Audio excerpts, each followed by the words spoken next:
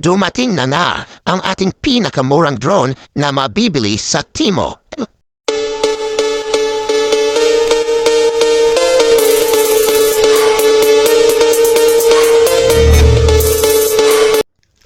Ito na nga ang ating Monster M20 drone na mabibili lamang sa halagang 1,000 plus.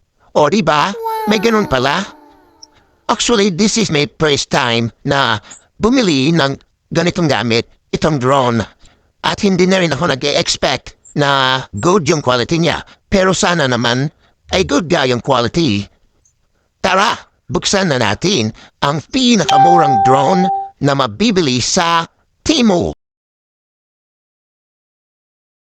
Ganito lang pala kaliit ang bag. Akala ko naman malaki, pero okay na.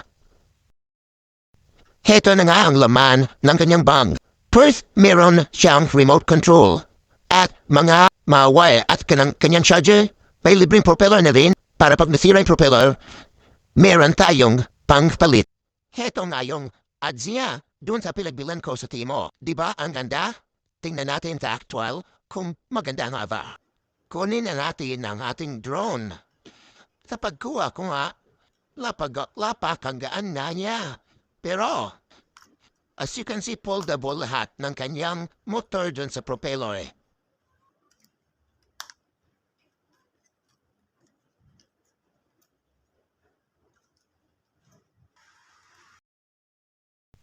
Ayon pa sa kanyang advertisement, meron daw itong obstacle avoidance para hindi ito basta-basta mababangga. Pero, for the honest view, wala po siyang obstacle.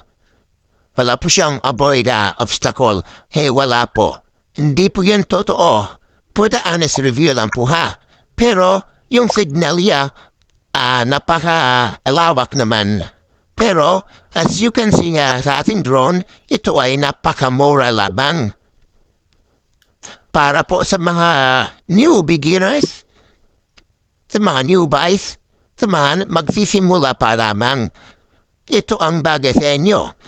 Ang di ko lang gusto sa drone na to, sobrang, sabi kasi dun sa specification, fire rocket specification ng Timo, ito ay 3,200 mAh, which is 3.7 volts yung battery niya. Tapos, according doon, 15 to 30 minutes yung flying time. Pero based on the actual, hindi naman po. Actually, 2 minutes lang, 2 minutes or less lang yung flying time niya. So, sobrang baba. Pero, pwede ko naman itong i-upgrade. Ito naman yung kanyang remote controller. Ngunit, wala po itong libreng battery. Yung battery po nito is AAA. Actually, mura lang po yan. Mabibili lang yan sa mga sari-sari store. Almost, sa amin kasi, 20 pesos lang. 4 na piraso na. Yung sa controller natin, 3 piraso lang yung kailangan.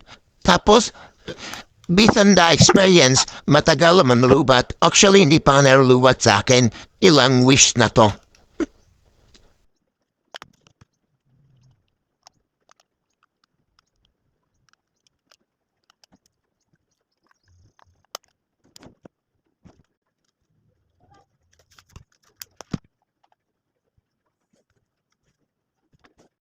Abangan natin ang susunod na video para sa actual na camera niya. Kung totoo nga ba yung pinapakita dun sa advertisement nila na maganda raw kuno at 4K resolution ang kaniyang camera. See you there!